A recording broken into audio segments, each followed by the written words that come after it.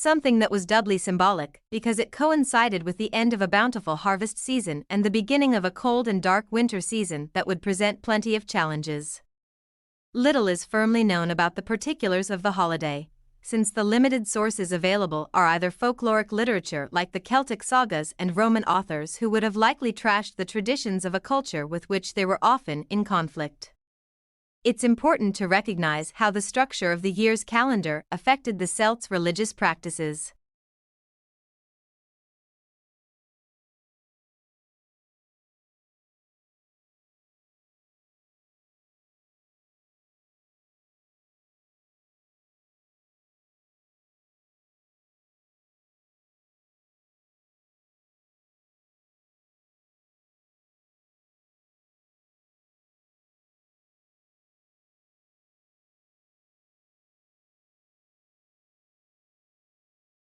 The Celtic year was divided into two halves, which were delineated by two of their 4 annual fire festivals.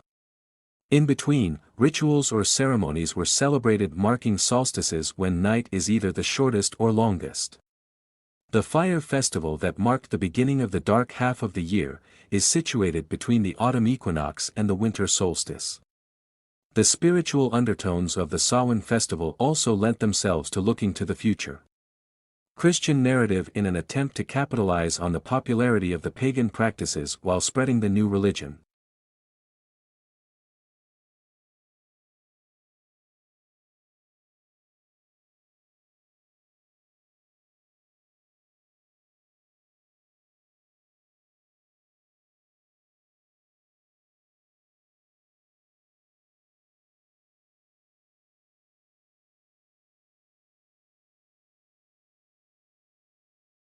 Ancestral ghosts became offerings of food and drink to the poor, displays of generosity and goodwill. And the tricks and pranks attributed to otherworldly and evil spirits manifested themselves in the spirit of the saints. The living would prepare themselves for visitations of guests both welcome and unwelcome. From this atmosphere of anticipation and unease come traditions, which are both celebratory and defensive. Other root vegetables were carved with terrifying faces in order to scare unwelcome guests, both living and tricks were played on the unsuspecting.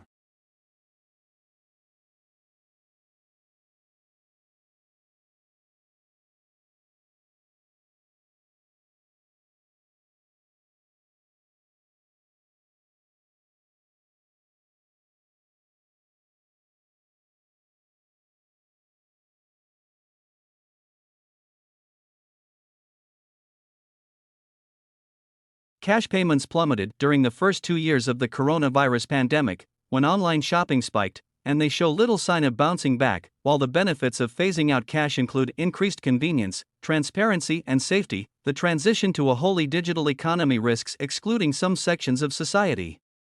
The transition away from cash disproportionately affects disadvantaged groups, such as people with disabilities and those who live in remote and regional Australia who have difficulty accessing digital financial services.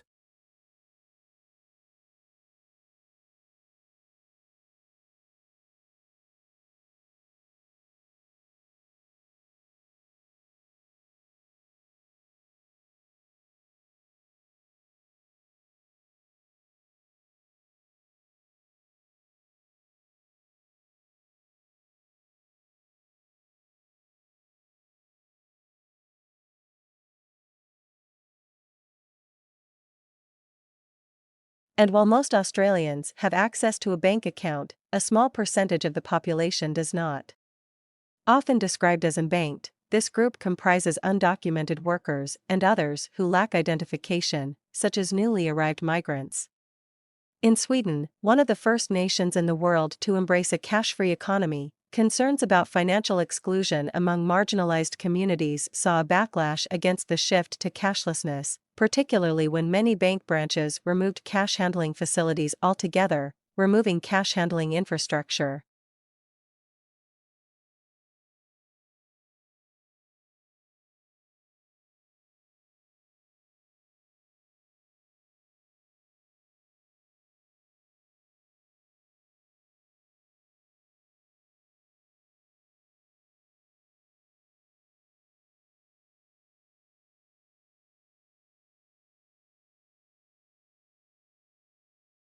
There are a lot of people who secret away cash from potentially violent or abusive partners. Electricity and telecommunications outages can take out digital networks and people's access to funds with them. For instance, during the devastating floods, electronic payment systems crashed, leaving flood victims unable to pay for essential items like water and fuel. 5 local credit unions arranged for a helicopter to deliver cash-filled ATM to the flood-ravaged town. Regulators such as the International Monetary Fund are pushing to phase out cash, citing transparency as a major reason.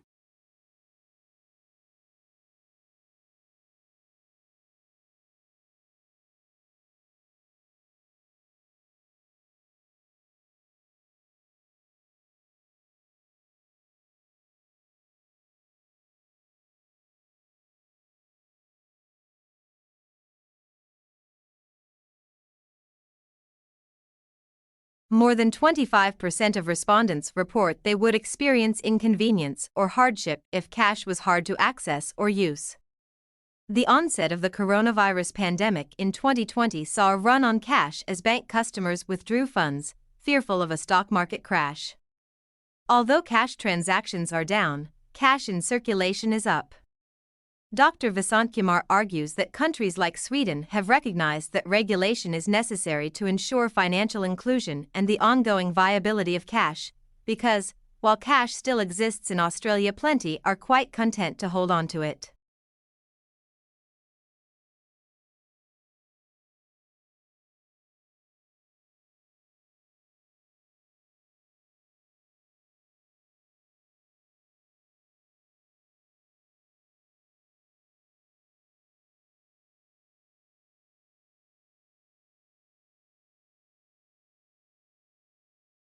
They also make it easy to sign up to a service but time-consuming and frustrating to leave. Prime were faced with multiple steps to actually accomplish the task of cancelling. The EU recently passed legislation which can be used to fine companies, reducing the amount of irrelevant information presented to them, allowing space for a considered, focused decision to be made. Most dark patterns work by manipulating choice architecture. Others have expressed concerns about potential psychological harms, such as requiring an excessive number of actions to cancel a subscription.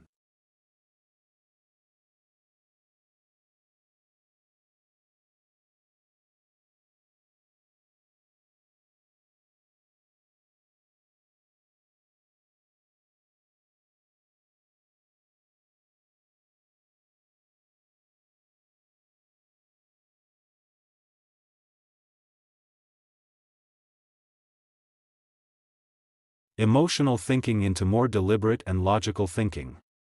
She recommends steps such as clarifying what is most important, checking in with trusted sources and exploring consequences to help make more informed and intentional decisions.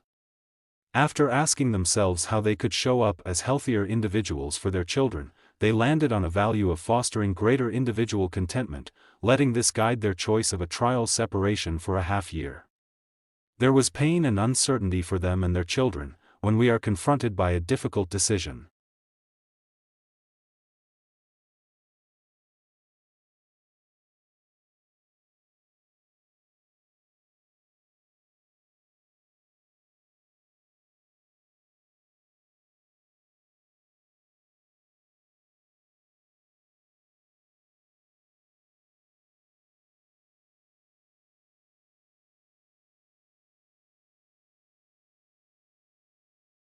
A decisional impasse ranks high among the reasons people seek marital therapy.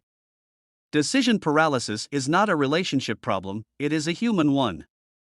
Our brain favors the current state relative to an uncertain future state, research shows. Facing a painful or scary decision about our relationships is stressful, which can make it even harder to make a decision. When we are stressed, we are operating in a state of high emotion, our cognitive abilities. Daniel Kahneman distinguished between a rapid intuitive thinking system and a more deliberate thinking system.